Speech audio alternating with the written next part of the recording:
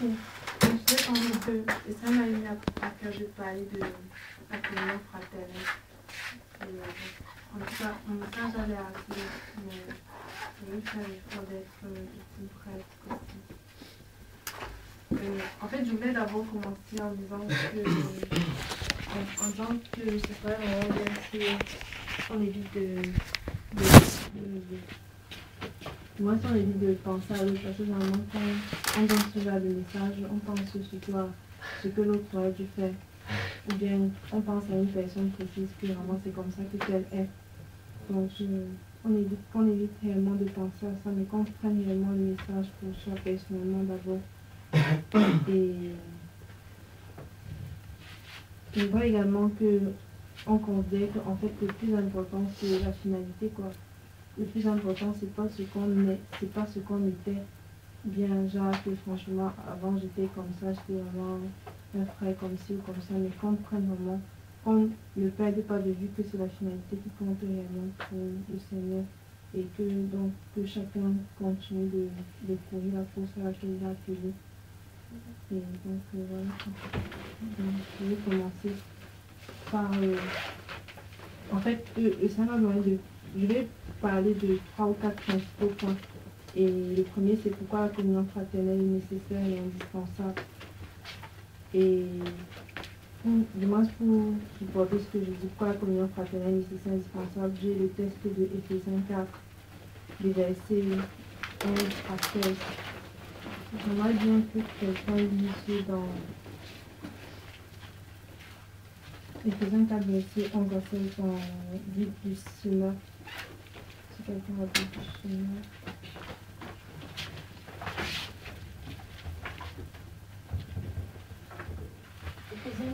Éphésiens 4, verset 11 à 16.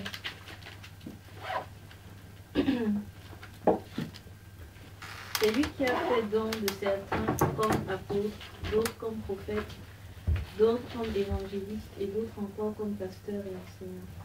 Il a fait don de ces hommes pour que ceux qui appartiennent à Dieu soient rendus aptes à accomplir leur service en vue de la construction du corps du Christ. Ainsi, nous parviendrons tous ensemble à l'unité dans la foi et dans la connaissance du Fils de Dieu, à l'état d'adieu, à un stade où se manifeste toute la plénitude qui nous vient du Christ. De cette manière, nous ne serons plus de petits enfants ballottés comme des barques par les vagues et emportés ça et là par le vent de toutes sortes d'enseignements, à la merci d'hommes habiles à entraîner les autres dans l'erreur. Au contraire, en exprimant la vérité dans l'amour, nous grandirons à tous égards vers celui qui est la tête de Christ. C'est de lui que le corps tout entier tire sa croissance ou s'affermit dans l'amour, sa cohésion et sa forte unité, lui venant de toutes les articulations dont il est pourvu, pour assurer l'activité attribuée à chacune de ses parties. En fait, là dans Éphésiens 4, verset 11 à 16, ça nous parle de l'unité, l'acquérir, et il nous dit clairement, en fait, c'est pour lui. Il nous dit clairement en fait pourquoi la communion fraternelle est importante et nécessaire. Il nous dit que c'est important pour grandir spirituellement. Déjà, ça nous permet réellement de grandir spirituellement. Ça nous permet d'avoir une parfaite connaissance du Fils de Dieu. Ça nous permet d'avoir une réelle unité par la foi. Et en fait, quand il parle de réelle unité par la foi, c'est justement parce qu'au travers des uns et des autres, on n'est pas toujours, du moins quand on est ensemble, on n'est pas mature, on n'est pas toujours mature. Et réellement, le fait d'aspirer à voir la maturité dans notre frère ou dans notre soeur, ça nous permet réellement d'expérimenter la foi, quoi. Parce que quand on voit l'autre, il y a plein d'épreuves, il y a plein de trucs qui nous blessent ou bien qui nous font mal. Mais justement, on expérimente la foi parce qu'on sait que le Seigneur amènera son œuvre à la perfection dans notre frère, dans notre soeur. Donc ça nous permet réellement de manifester la foi, de vivre la foi. Et il dit également dans Éphésiens que à travers la communion fraternelle, notre personnalité atteint son plein épanouissement. Il dit que ça nous permet également de former un homme parfait. Et ce qui m'a particulièrement marqué, c'est qu'il dit que c'est la volonté de Dieu.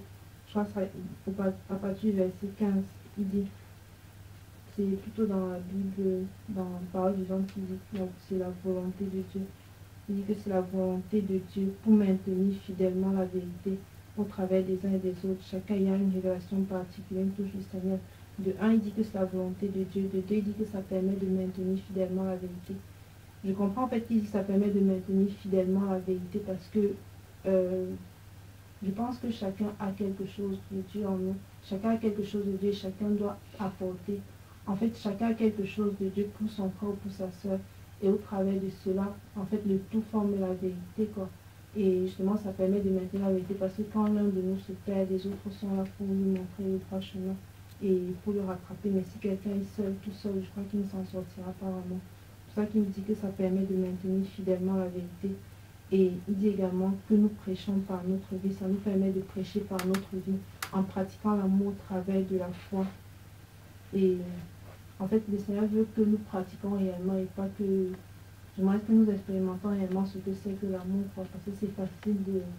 Moi, c'est plus facile de rester dans sa chambre tout seul et de lire la parole et de penser à l'amour, de connaître qu'il faut l'amour. Mais le Seigneur, en nous mettant ensemble, il veut réellement qu'on pratique cet amour. Et pratiquer l'amour, c'est justement endurer, c'est supporter les uns et les autres, quoi. Parce que justement, en se supportant les uns et les autres, on sait réellement ce que c'est que l'amour, c'est supporter et toujours aimer l'autre malgré ses défauts, quoi, malgré qu'il n'a pas encore la statue parfaite du Christ. Et c'est pour ça que c'est la volonté de Dieu que nous soyons ensemble, c'est pour ça que c'est la volonté de Dieu en fait qui est la communion fraternelle, parce que ça nous permet de prêcher réellement l'amour, que l'amour, ça nous permet de vivre un amour authentique, quoi, pas un amour théorique. Donc, il dit également qu'à travers la communion fraternelle, nous entrons dans une communion plus intime avec le Christ. Et il a précisé, c'est en restant, du moins c'est à condition que chaque organe remplisse sa fonction. Donc, à travers la communion fraternelle, justement, nous connaissons davantage le Christ, parce que le Christ est un corps. C'est pas la tête, bon, c'est pas la tête ou bien c'est pas le bras.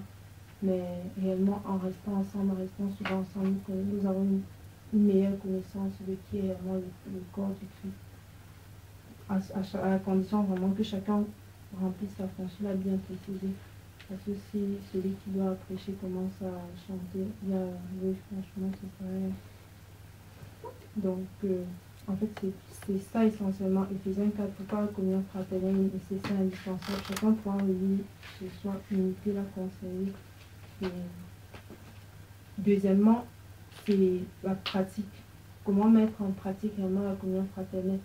Mon désir, c'est que réellement cette année, que nous partions vraiment sur de bonnes bases en ce qui concerne la communion fraternelle, quoi. Qu'on aille plus à tâtons, ou bien selon ce que notre cœur, ou bien selon ce que nos connaissances nous disent, mais également selon la parole de Dieu. Je pense que si on pratique la communion fraternelle de cette façon-là, ce sera vraiment, on portera davantage de fruits, quoi. Et ça nous permettait également d'éviter les erreurs qu'on a eu à commettre les années passées. Donc, pratiquement, comment vivre la communion fraternelle. Je vais commencer par la tolérance. Et la tolérance, c'est à travers Romains 14. Romains 14. Quelqu'un peut lire Romains 14. C'est la parole vivante, c'est ça vraiment. Romains 14.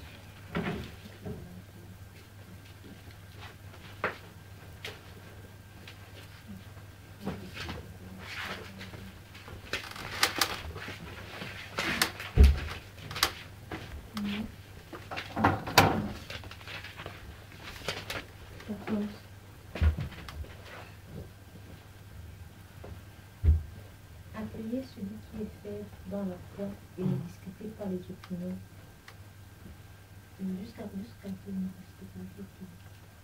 Jusqu'à verset 1-2. Accueillez celui qui est faible dans la foi et ne discutez pas les opinions. Tel croit pouvoir manger de tout, tel autre qui est faible ne mange que de légumes. En fait, dans la parole vivante, c'est encore un conseil important. Accueillez aussi celui dont la foi est encore ignorée et dont les convictions sont mal affermies. Ne le critiquez pas s'il a des scrupules, des opinions différentes des vôtres. Évitez de faire de vos divergences un sujet de discussion. En fait, je pense que là, Paul veut nous parler au moment de la tolérance, quoi. Donc, ne pas être prompt à à critiquer, que ce soit en parole ou bien que ce soit en pensée. Parce que bon, parfois on critique ouvertement, mais d'autres fois aussi, je le sens pour autant le dire. Quoi.